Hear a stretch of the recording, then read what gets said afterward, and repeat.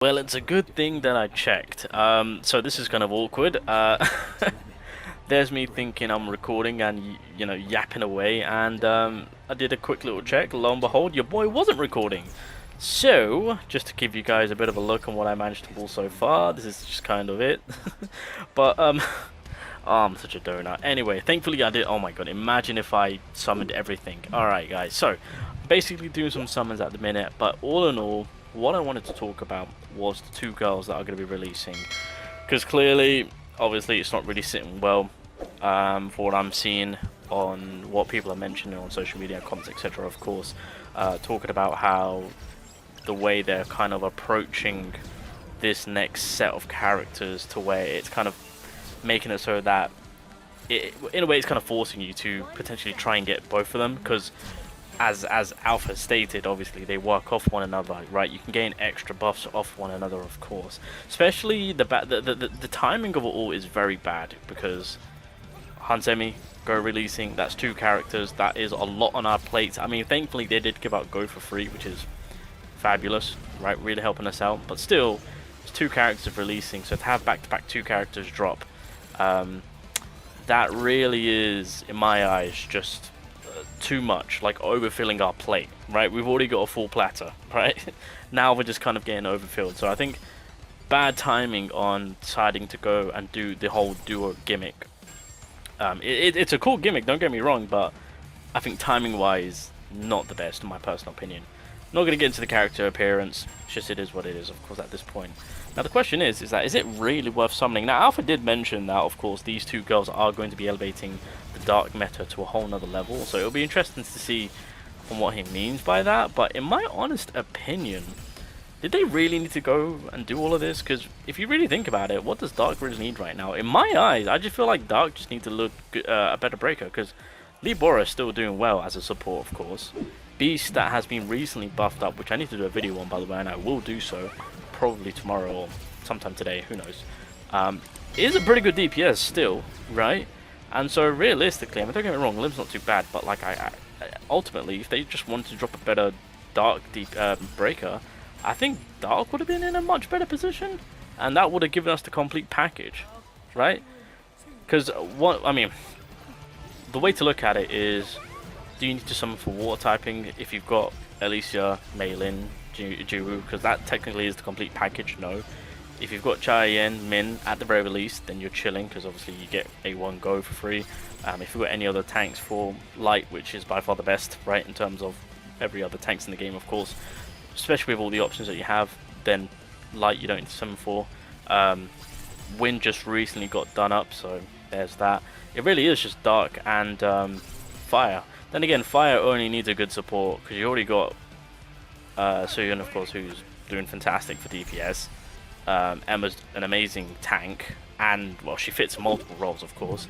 So we're just kind of waiting on a support Fire. And then obviously for Dark itself, again, I feel like it really just needs another breaker. So to do a complete whole glow up revamp for Dark, it'll be interesting to see on the route that they go. But is it really needed? Do we really need them? That's the question. Like, don't get me wrong, I expect their kits to be somewhat broken. That's just, you know, kind of expecting all of that. If the Workshop of Brilliant Light's weak to light, then realistically, I feel like with the two twins coming along, we might not need to cater to them as much as we think. Now, don't get me wrong, I do feel like they're going to be helping us out tremendously in terms of whatever support they're going to be applying through the story version of Baron, because I think the story version of Baron is going to be weak to Dark, and I think the Workshop of Brilliant Light is going to be weak to Light. So technically speaking, as long as we have our Sun Jin Woo up to scratch with our Dark weapons and whatnot, then we can still resort to using Libora. We can still resort to using... No, speaking of Dark, we can still resort to using Beast, right? Bro, for a second I thought, okay, I don't know why, but imagine if my game just glitched. Oh my god, it's Thomas. Anyway, now with all that being said, these two twins, like, they might be the most skippable characters, or like in terms of sales and, you know, banner revenue, etc. Of course, these girls might be the lowest, due to the fact that I don't think we really heavily need them just yet. And obviously they'll be in the custom draw banner, and with the amount of tickets that we're getting, we can save our custom draw tickets pull them at a later end if people want to go down that route, of course, clearly. Again, to those that are going to be free to play, low spenders, and you know, that's a route that you can take, because realistically, if you look at it how things are being set up right now, in 3 updates time, Thomas is releasing. He's releasing for the half anniversary. We're 2 months out. Half anniversary drops in 2 months time, right? We've got this update. No, wait a minute, that makes no sense. Because because the 2 girls are dropping on the 12th. Then 3 weeks later, Gina then drops, and that I believe that still falls in at the end of September, going into October. So either they drop Thomas mid-October or early November. It would have to be early November. So technically speaking, it could be 4 updates. It could be 4 updates. Oh yeah, it'll be interesting to see on where they decide to release him. Because the well, then again, the half anniversary could technically fall in October. So yeah, no, it's still, yeah, no, it's still valid. It's still valid, yeah. So obviously he's going to be the bigger, better character. Half anniversary, you know, he's going to be broken in terms of what typing he's going to be catering to. God knows, I don't even know right now. I mean, realistically, if you really wanted to play it safe, is you could skip the 2 twins, wait for Thomas to drop, because by the time the update for Thomas releases, the 2 twins are going to be in the custom draw banner, and if you save up with all the tickets that they give you, you can then pile that on during that time to not only go for Thomas using your rate up tickets, but with your custom draw tickets you can also cater to getting the twins, because by then they will be in the custom draw banner, of course. So there's that way to go about it if you really want to kind of skip the 2 girls. But I feel like even though they're coming in to be like, yeah, we're going to revamp the dark element, I mean, we've still got some good dark units that are still going to be catered to and still would do just fine. I'm saying this off from just with the characters that we have. Again, I don't know what the 2 girls are going to be doing. I assume that they're going to be something amazing, crazy, and cracked, and all that shenanigans. But I feel like with what we have right now, we can use, and especially with going against Baron's story version of him, Summon Jinwoo, with the dark weapons that we have, we can still use, we can still kick ass. We'll still do fine with Libora, will support us by applying the charm. Beast will give us the attack increase, of course. You know, we've got our means to get that damage across for Baron, and then of course catering to the workshop being a light, which is going to be catered to it being a light attribute weakness, of course. You know, we're eventually going to get our light weapon. We've already got our light supporters, of course. Even with the hunters that we have, we're kind of chilling on that part. So I feel like these 2 girls coming along, if you guys do want to chill and kind of get them at a later time, that I feel like it might be possible. So I think what they need to do is, if they want to do the whole 2-in-1 characters and all that shenanigans, keep with what they have done with what they did with Hansemi and Go. 2 characters releasing, they decided to give us that free Go, a free A1 Go. I think going down that route for this game, if they ever want to do anything like this, doing and giving away one of the characters goes a long way to support the player base and help us out, so that way it's not overwhelming.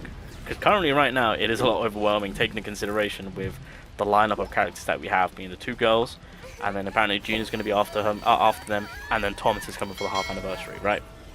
So it's a fairly stacked lineup, of course. Especially, we don't know what Gina's going to be doing, but hey, I'm telling you right now, I don't care what she's doing, she's getting copped straight off. But yeah, I've seen a lot of people mentioning that they are going to be skipping them. Fair play, I don't blame you. Again, it's an option that you guys can take. Hey, speaking of one of the characters, it is an option you can take, because again, when Thomas releases, then you know, you can then at that time, if you choose to, get that dark buff up during that time, of course. But I think giving away one of the characters, more importantly, giving away Charlotte, I would say, at the very least. Or if they want to give Harper, I'll take it. Either or is fine. But doing what they did with Go, I think they need to keep on that track. So going forward, if they choose to give one of the characters, then I think we're a-okay. But if they decide to be like, hey, they're going to be the banner characters, then bit of a wrong move. So yeah, I think that's kind of where my final conclusion is at right now. Because again, it seems that a lot of people are not interested. 1, they're not interested. 2, they're going to be skipping, regardless of what they're going to be doing. Obviously, you can technically summon for them during the half anniversary period, since that's when the custom draw banner will be updated. So there's that means of going about it, of course. It's just, again, as I've mentioned, very bad timing on why they should release two characters when they just released two characters. Even though we got Go for free, going into his passives, of course, a lot of people do want to cater and actually get the most out of him, and so getting to A3 is crucial, of course. And so a lot of people are still having to summon, or not even having enough to summon, and having to deal with A1 Go, of course. And so to then to be like, hey, we're going to be releasing another two characters, I think they have to give one, like, they have to do another Go in terms of giving us access to one of the girls being free, of course, to support the whole player base. Because unfortunately, not everyone's going to be at the ready, and ultimately, those that are putting money into the game, they're still going to put money into the game, right? At the end of the day, that's just not going to change. It's just going to help us out more to, well, it's that more incentive, because like when you're giving me an A1 free Go, oh sweet, I just need to get a certain amount of goes rather than going the full amount, and where I can just get my A5 Go. So it's still giving those pay-to-win players that incentive to go about and get in the full potential of the character. But I think as a whole, for the whole player base, it's just going to be beneficial and less stressful.